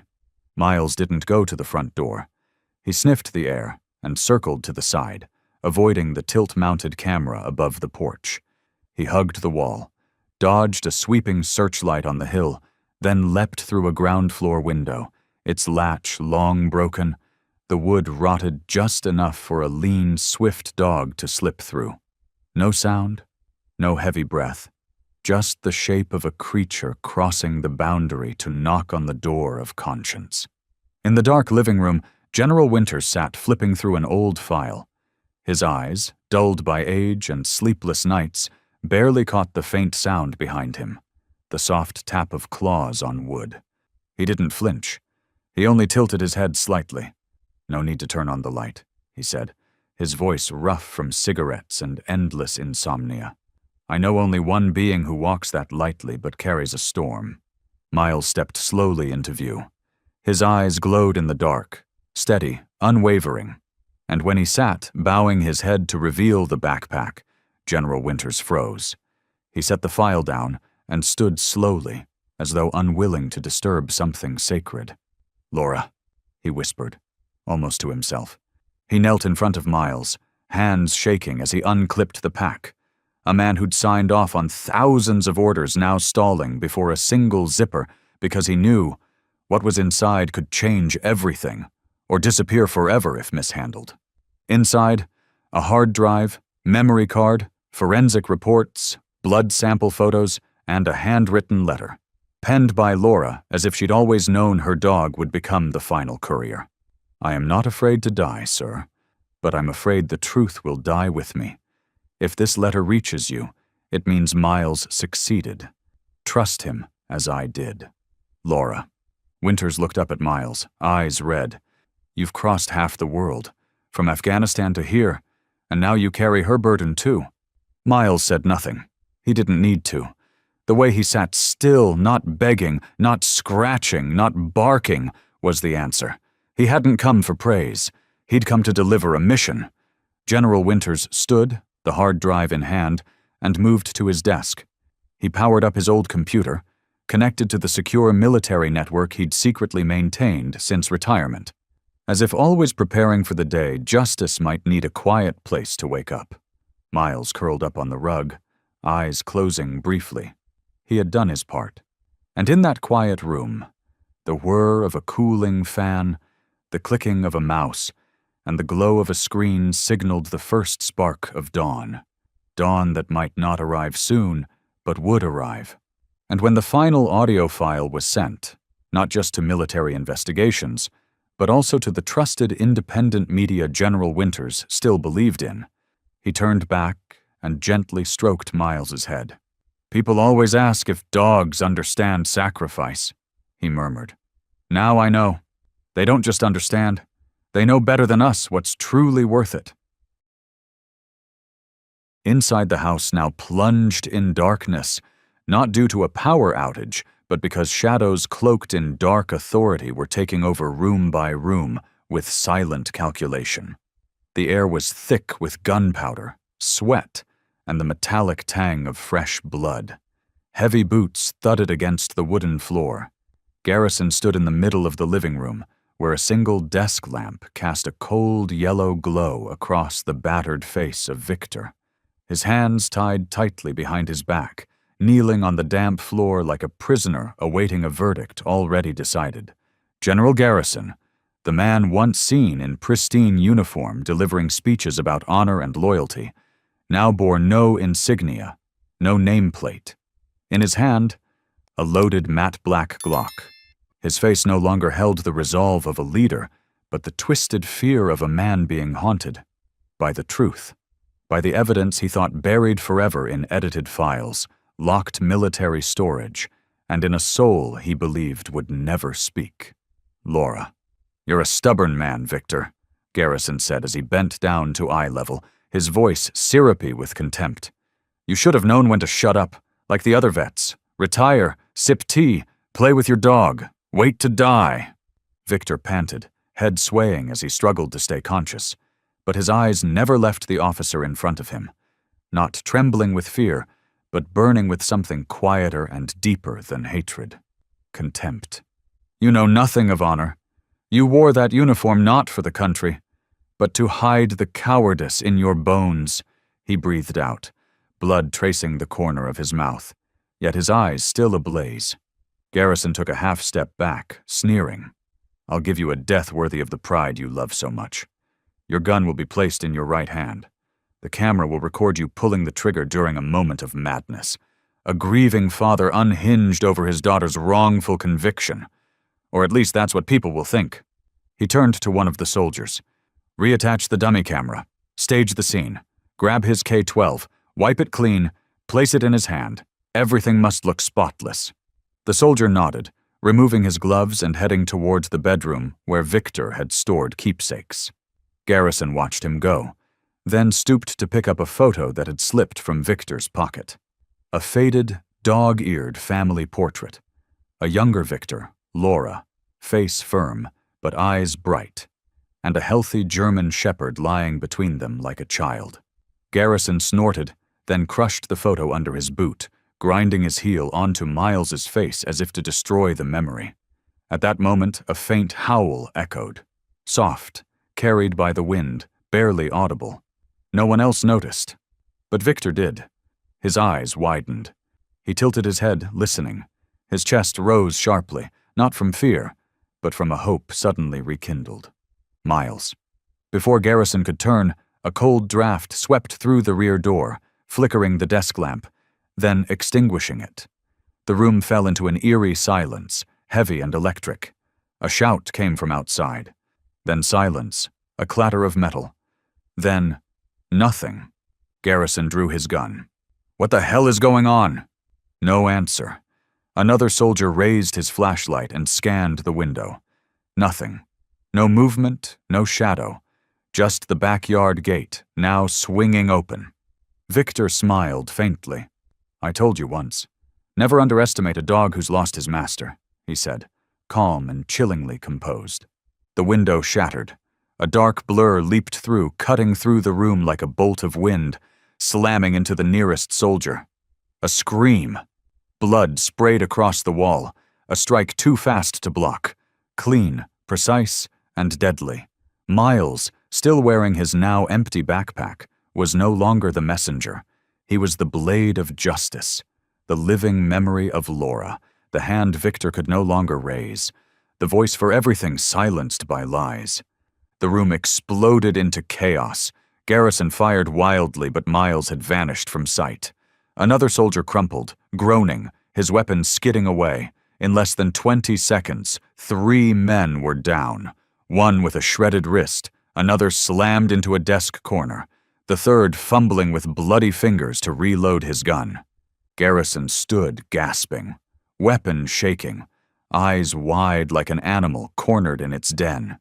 He turned the gun on Victor. "Nothing left to lose, right? Then I'll finish you myself, old man."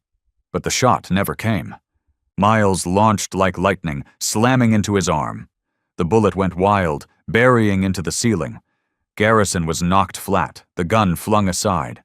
Miles stood between him and Victor, back arched, fur bristling, eyes glowing like coals about to ignite.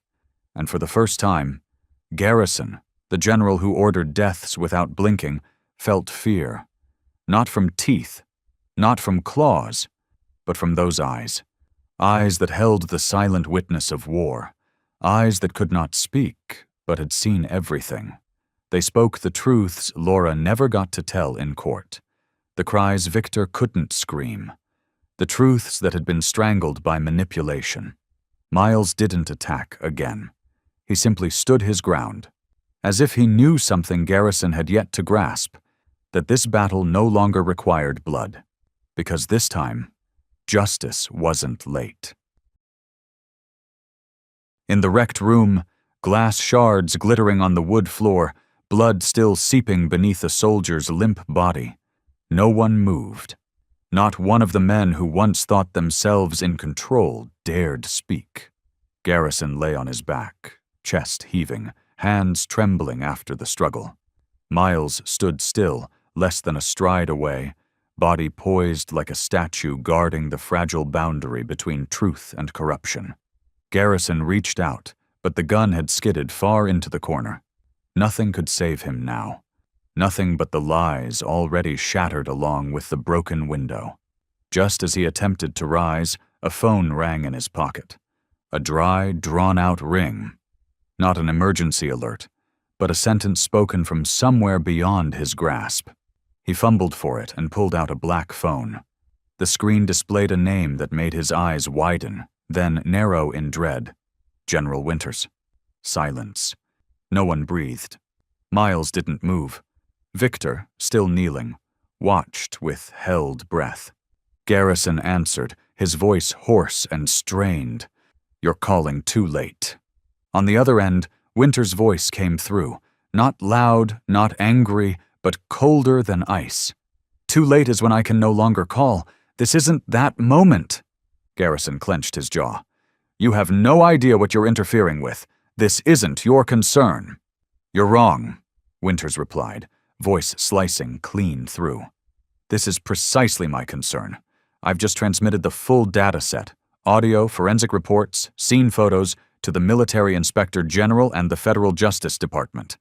I signed the petition myself. We're opening a special investigation. Charges include conspiracy to commit murder, obstruction of justice, and evidence tampering in a military tribunal." Garrison froze. He opened his mouth to speak, but Winters wasn't done. "You've run out of ground, Garrison. The men who once shielded you are pulling their pins to save themselves. My advice, surrender. Now." A long pause. The weight of truth held the line frozen. Garrison lowered the phone. He looked around. The surviving soldiers avoided his eyes. One wrapped a wound. Another leaned against the wall, blank and pale. None of them would follow him now. None of them believed. Miles remained still, but his gaze softened. As if he knew. His role was nearly done. Garrison turned to Victor, still kneeling, dried blood streaking his face, but eyes steady, no longer afraid. Only faith remained, the kind of belief that had waited for this moment a very long time. Garrison let the phone drop. His hand shook. Not from rage, but because, for the first time, he knew what it meant to be seen. "I misjudged everything," he muttered, backing away. "That dog, it's not just a dog." Victor nodded, slowly, voice deep and resolute. "No, he's not just a dog. He's a witness. The soul of the daughter you silenced, both her honor and her voice, and now he brings justice back." Miles stepped forward. No growl, no bark, just presence. A seal of truth. No longer a threat, but a declaration. That truth, even buried, will rise, by any means, even through a dog who cannot speak. When the military police arrived minutes later, guided by a distress signal from General Winters, Garrison did not resist. He slumped to the ground, head bowed, the architect of his downfall finally staring at its final frame. Miles stepped back, walked to Victor, and gently rested his head against the old man's shoulder. Victor closed his eyes, bloodied hands trembling as they touched the dog's neck. Nothing more needed to be said. Redemption had begun, and the path to bring Laura back into the light was open at last. When the first beam from the military police patrol vehicles lit up the weathered facade of the old house, silhouettes of men in tactical gear and loaded weapons emerged from the misty night.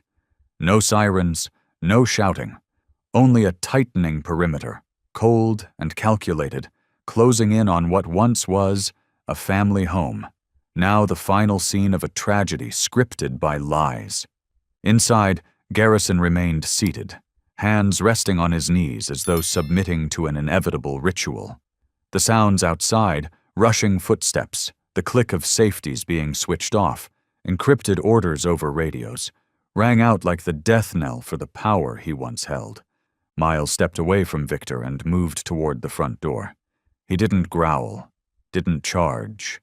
He simply stood, watching through the slightly open door like a silent sentry witnessing a turning tide. His stance was steady, exuding a dignity that needed no explanation. And in that moment, everyone understood. Justice, this time, wasn't delivered by humans. It was led by a loyal soul. The door swung fully open. Camila Ortiz was the first to enter, her weapon lowered but her eyes burning with clarity. 2 military police officers followed behind in lockstep. The room froze under a strange stillness as Ortiz met the gaze of Garrison, a man who once stood above her, smiling from a podium, now sitting hollow and stripped of everything. "Brigadier General Malcolm Garrison," Ortiz announced, each word cutting through the room's wreckage, her voice loud enough to be heard clearly, cold enough to still the wind outside. "You are under arrest by order of the military tribunal on the charges of conspiracy to commit murder, falsifying evidence, obstruction of justice, and abuse of power." Garrison looked up, his eyes dull. He didn't protest, didn't speak. He knew when the recording, the forensics, the witness, and memory itself had turned against him. Any defense would be a farce. "You have the right to remain silent and to legal representation," Ortiz continued, her voice steady, reciting the rights she once doubted she'd ever see upheld again. Garrison slowly removed the remaining insignia from his shoulder, placing it on the table, not out of respect for the military, but as a final confrontation with his true self. No rank, no title, no shield. Miles still watched, unmoving, unblinking. As Garrison was cuffed and led away, the patrol car lights washed over his face, pale and stunned. No one spoke, only the heavy thuds of boots on the wooden steps remained, and in the distance, the hum of a news cycle preparing to air. This time, unfiltered, unedited. Victor was helped to his feet. Still trembling, his gaze followed Garrison's exit. Not with fury, but with peace. The kind only a father could feel when he knew the truth about his daughter was finally being seen. Ortiz turned to Miles, knelt, and gently placed a hand on his neck. "We couldn't have done this without you," she said, softly, just for him. Miles tilted his head, eyes gentle. He didn't need rewards, or applause. To him, the night didn't end in victory, but in the return of light, and the hope that his person might get a chance to live. Outside, the sound of military helicopters rose in the distance, and for the first time in this long, desperate journey, everyone knew that time was finally on their side, on Laura's side, and on the side of those who wouldn't stay silent, even if they had no voice.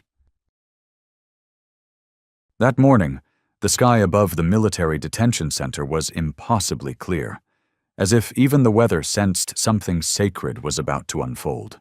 The first sunlight filtered through barbed wire fencing, casting long beams across cracked cement, ground once worn down by hundreds of footsteps, heavy with hope, rage, or despair. But today, for once, it bore witness to something rare, the system acknowledging its failure. From inside the isolation wing, the thick steel door creaked open. The sound echoed not from rust, but from the weight of everything that door had seen, people leaving in silence. None like this. Laura Rodriguez stepped out slowly.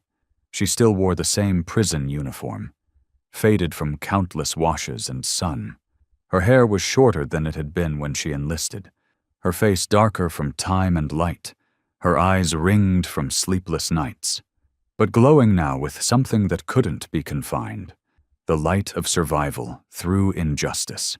In her hand was a small cloth pouch, what remained of her past life, a crumpled family photo, an unfinished journal, a broken silver necklace, and a torn slip of paper she had kept hidden like a sacred charm. Miles knows. He always knows. She walked through the iron gate, into the full sun she had only glimpsed through a narrow slit for countless days. The light struck her face and made her squint, stopping her in her tracks. Across the courtyard, among a quiet group of uniformed officers and civilians, Miles, the German shepherd, stood waiting. No leash, no commands. He just stood there, fur roughened and worn, but posture proud. He didn't bark, didn't howl. He simply looked, deep and long, carrying the weight of 1,000 unspoken words. And then, no one saw when he started running. One moment he was still.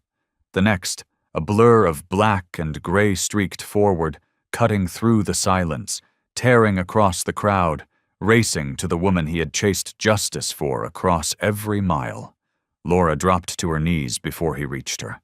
Miles leaped, front paws wrapping around her shoulders, nose pressing into her neck, tail thumping like the beat of her heart.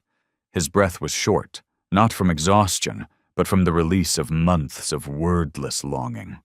Laura wrapped her arms around him, burying her face in the fur that still held the dust and blood of a journey for truth. In that wordless embrace, she whispered, so faint it might have only been for herself, "I knew you'd find it." And he had. In a world where words could be twisted, evidence buried, and decency drowned in politics and power, Miles, a dog who couldn't speak, had chosen the only form of loyalty he knew: to never stop, to never fear, and to never forget. Ortiz stepped forward, her eyes red but her smile bright. Sam stood nearby, next to Victor, the father who once quietly wept into a dog's fur when no one believed his daughter's innocence. None of them spoke. They didn't need to. They watched this moment like a sacred pardon. Not from a court, but from the hearts of those who had never stopped believing that justice could outlive silence. An officer stepped forward, holding out an old dog collar. Beneath the grime and wear, barely legible, were words etched long ago.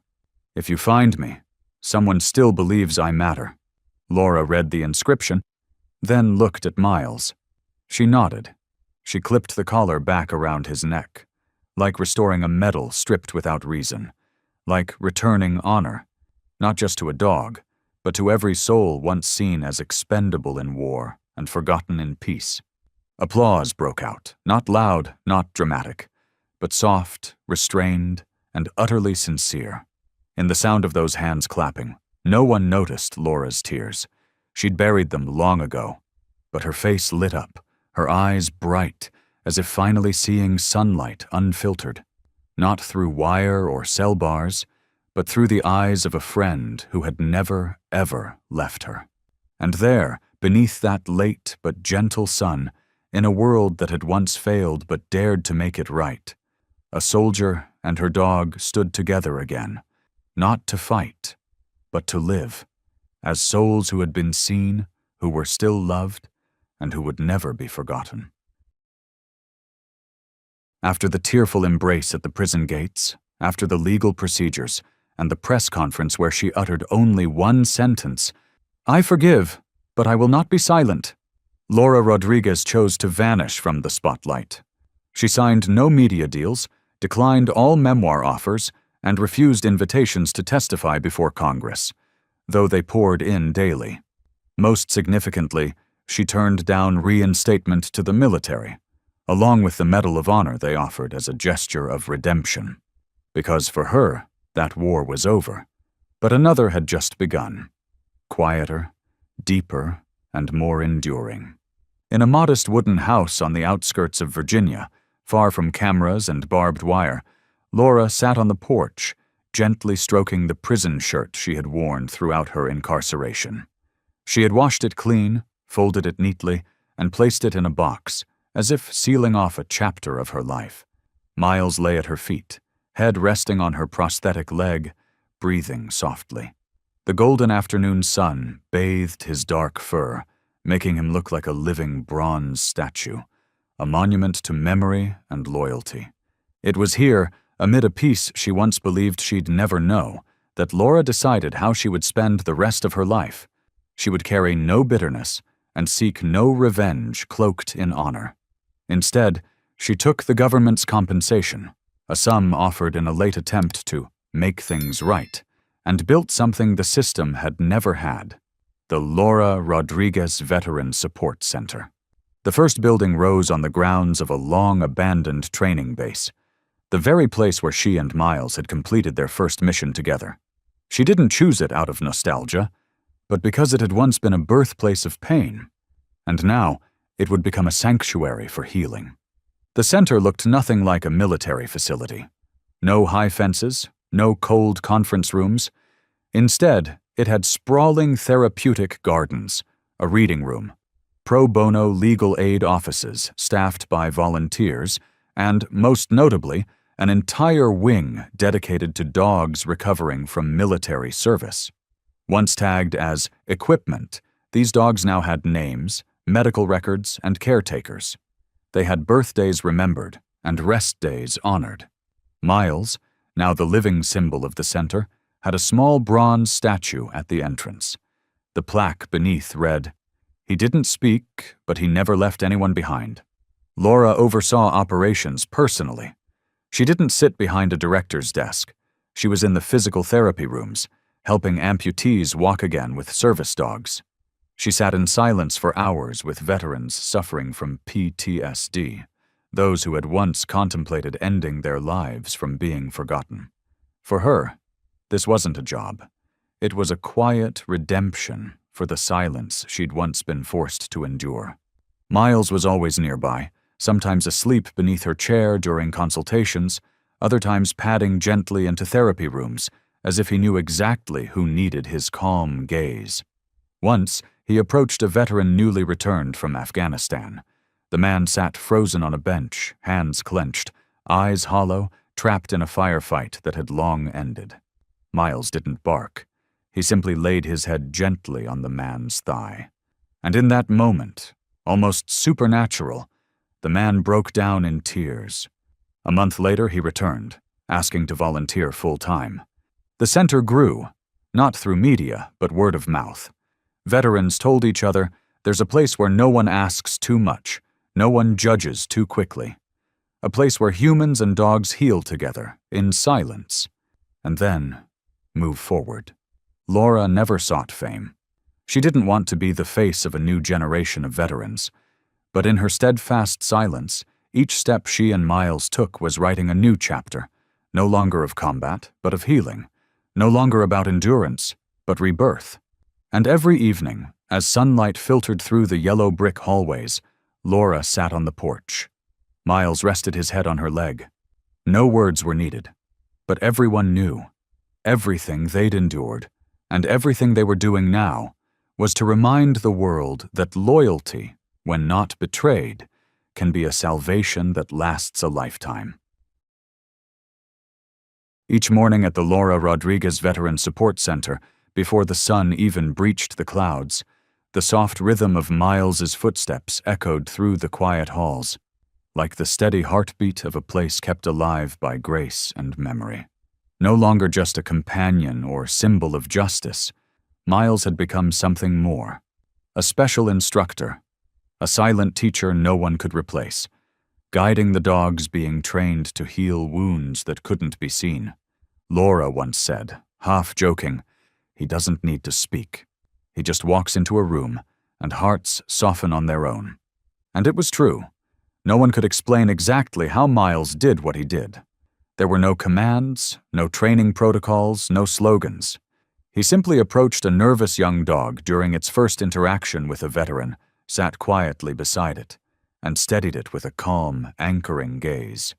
When another dog barked too much out of anxiety, Miles would place himself gently between it and the veteran, not with dominance or threat, but with a look that said, "We don't need to hurt each other." And somehow the dogs listened. Trainers began calling him the silent guide. Though age was catching up with him, his back curving slightly, his joints stiff from time, Miles still attended every session, not out of duty, but by choice. One day, a veteran named Aaron Lewis was brought to the center. Once a sharpshooter in a special ops unit, he had spiraled into severe depression after a failed mission left his entire team dead. Aaron blamed himself. He didn't speak, didn't eat with others, couldn't sleep. Every night, he lay staring at the ceiling, clutching a small knife hidden in his pillow. His family had tried everything. The center was the last hope. On his first day, Aaron sat stiffly on a wooden bench by the garden, clutching an old dog tag. His face was stone. His eyes were blank. Everyone gave him space, except Miles. Miles approached, slowly. No circles, no hesitation, no sound. He simply stood for a long moment, looking at the man as if he already knew the whole story. Then, quietly, he laid his weary head on Aaron's lap. For 5 minutes, Aaron didn't move. Then his hand, the same one that once pulled a trigger, that had trembled with guilt, lifted, shaking, and rested on Miles's head. In that instant, something changed. Not a smile, not tears, but something unnamed passed through Aaron's face, and for the first time in months, he touched a living being without flinching. The next day, he joined the dog therapy sessions. A week later, he spoke his first words to a trainer. A month after that, he wrote his mother a letter, saying he wanted to stay and help others like him, a way of making peace with the life he once tried to leave behind. Through all of it, Miles never changed roles. He remained a quiet presence, the steady shadow at someone's feet, never asked for praise, never needing recognition, never expecting a reward. When the center held its first anniversary celebration, Laura invited Aaron to speak. Standing on a small stage in the garden, beneath a wooden sign that read, "Healing is not loud," Aaron didn't give a long speech. He stepped up to the mic, looked down at Miles, seated with Laura in the front row, and said, "He doesn't know he saved me, but I'm still here because of him." The crowd rose to their feet in applause. But Miles just lifted his head, wagged his tail once, then looked to Laura, as if to say, "Today was a good day. Tomorrow we'll start again." Because sometimes heroes don't need to speak. They just need to show up at the right moment and never walk away. After Aaron's speech, the Garden of Remembrance at the Laura Rodriguez Veteran Support Center held its breath, as if honoring the souls it had touched. The dogs beside their handlers sat still. No barking, no movement. On the front row, Miles gently licked Laura's knee, as if to say, "Now it's your turn." Laura stood. Her hand brushed softly over Miles's head, a simple gesture carrying the weight of years of unspoken gratitude. Without a script, she walked to the wooden platform, where the afternoon sun bathed the rustic beam inscribed with, "Some truths are carried on 4 legs." The open-air audience was utterly silent. Only the wind rustled through the leaves, and the steady gaze of hundreds followed her. Soldiers who had bled, loved ones who had lost faith, doctors, lawyers, coordinators, and even those who once considered giving up on life, all held together now by something seemingly fragile, the loyalty of a dog. Laura stood among them all, her voice slow but unwavering. "This isn't an inauguration, it's an acknowledgement."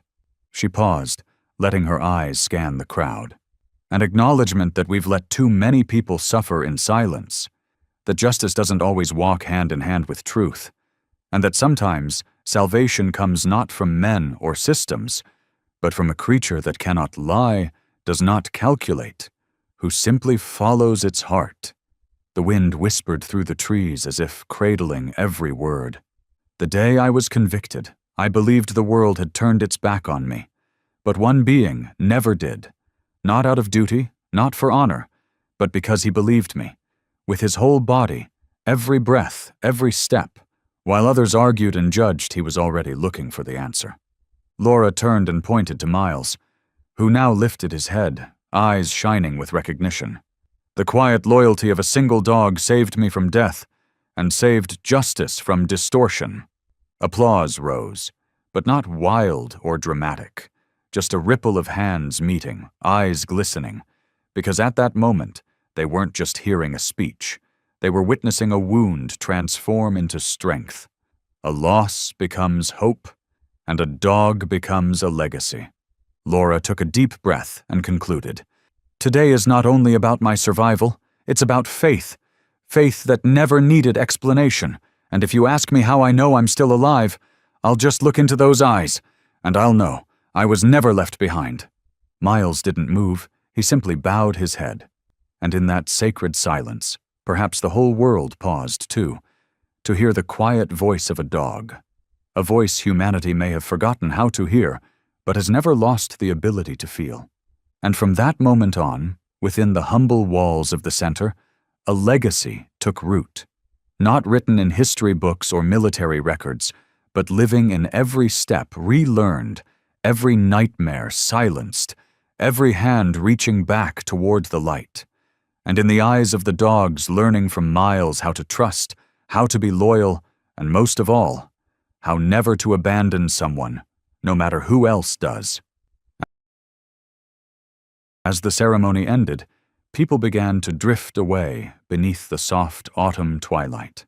Laughter trickled gently through gravel paths, shadows of people and dogs blending. No one quite sure who was leading whom. All that mattered was every step moved forward, toward the light.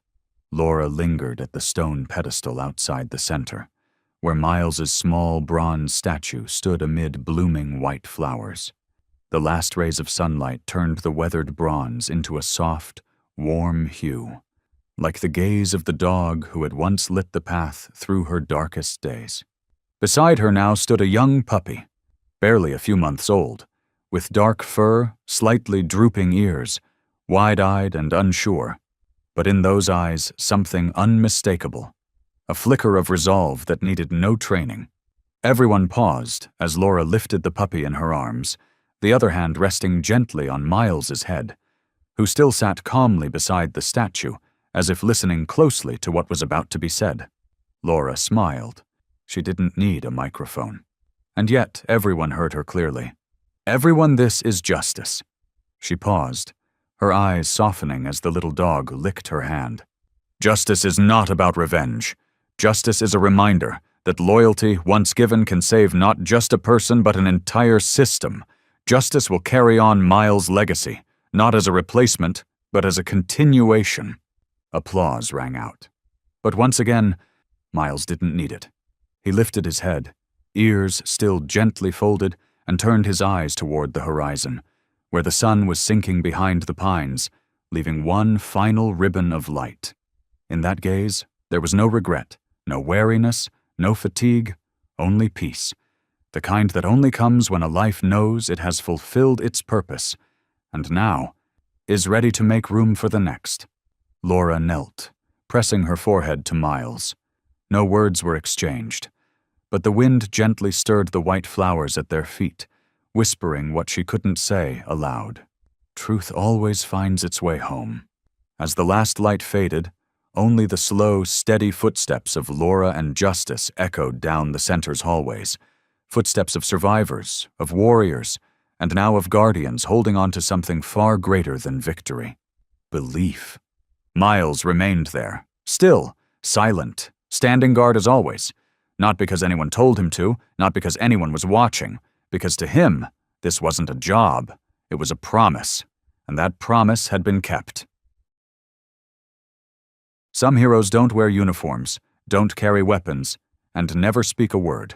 Yet they fight, with loyalty, with silence that understands, and with love that asks for nothing in return. Miles was one of those dogs. He didn't just save an innocent woman from death, he reignited faith in the hearts of those who had forgotten what it meant to keep living.